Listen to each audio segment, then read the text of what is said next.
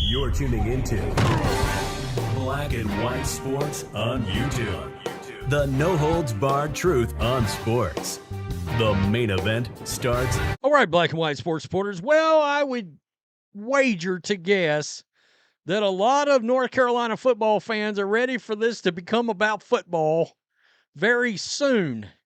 But there's been some reveals come out regarding the CBS interview, of course, that went mega viral, and then it blew up into a huge story around the sports world. A lot of people said, well, why are we even talking about it? Because it was a massive story.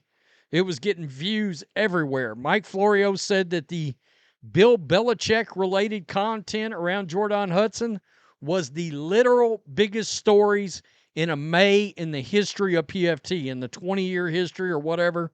He was like, by mid-May, Florio said that PFT had gotten as many views as all of May the previous year because of that story. And it was a huge story. I mean, New England radio spent, I swear, 10 days on it. But now and I've wondered about this myself, and now we get a little peel back the curtain situation because Bill Belichick is claiming that CBS secretly aimed a camera at Jordon Hudson during the interview. So they did not know that she had a camera. And I wondered, this is the now infamous look in the direction of the anchor when she was like, we're not going to answer that. When he just asked, how did you guys meet? Even though supposedly the story was out there about them meeting on a plane and talking over something, I don't know, something that they had a common interest in, and it went from there. But then all of a sudden, everybody was like, well, what the hell's going on if all of a sudden it's a problem with you guys just saying how you meet? They actually sort of blew that story up on their own by not just answering the question. So, PFT, Florio put an article out late last night, and I went over to the original source, the WRAL article. Guys, I came back to PFT for this because that article, it would be a 35-minute video. There's so much stuff over there. I was like, no, I need something condensed. So, right here, of course, yeah, he points out that this, if he was at Duke, this wouldn't be a thing.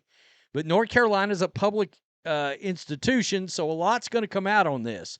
On Friday, WRAL posted an item featuring quotes from some documents it has obtained through public records request.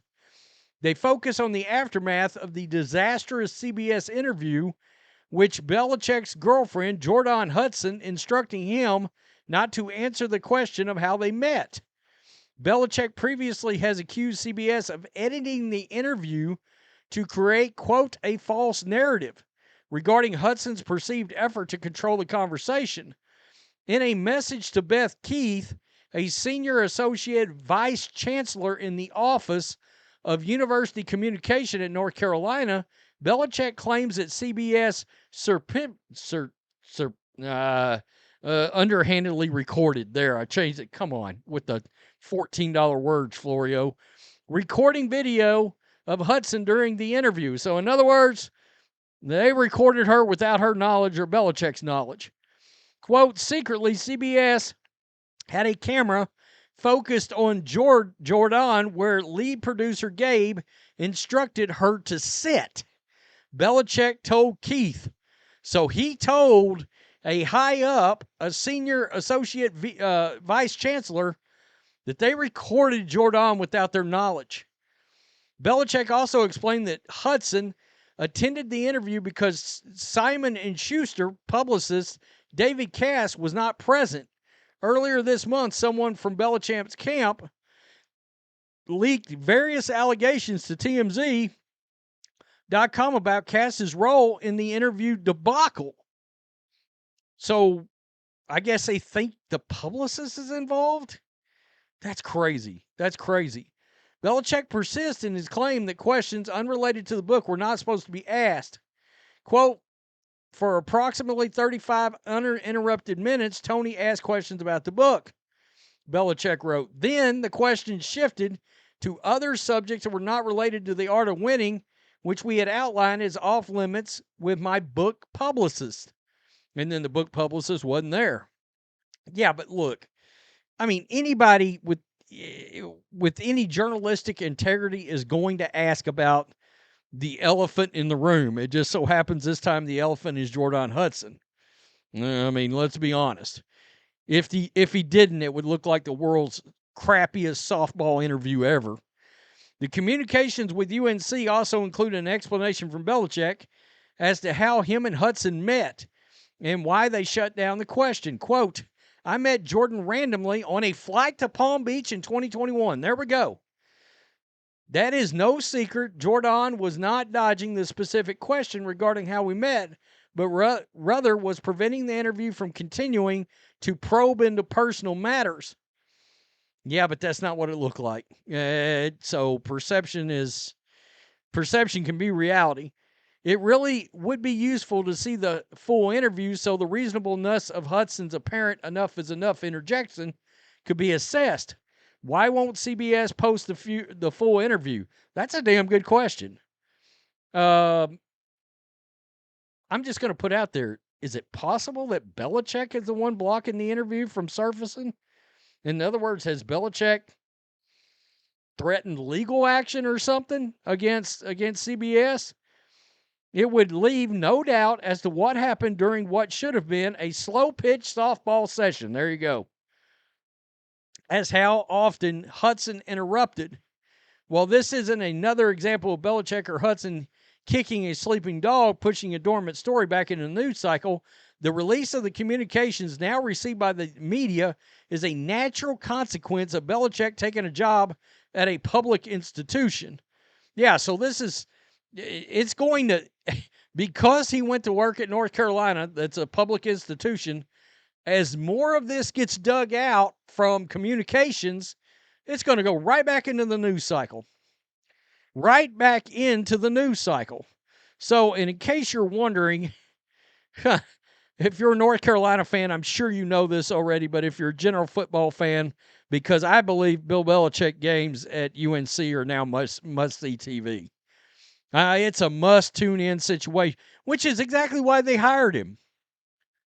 I think this is one of the most fascinating stories in football, college or pro, heading into, it's got pro implications. September 1, 7 p.m., TCU. In the immortal words of Bart Scott, can't wait. Can't wait. Seriously, that adds something huge to Clemson. October 4th is now, there's a world where UNC could reasonably be 3-1 going into that game. I don't know how good TCU is going to be this year, so they could be undefeated. And an undefeated going to be determined. You see that? Because they want to see whether or not that could end up becoming a primetime kind of situation that we got going on. Virginia, Syracuse could become big games. NC State could become a big game.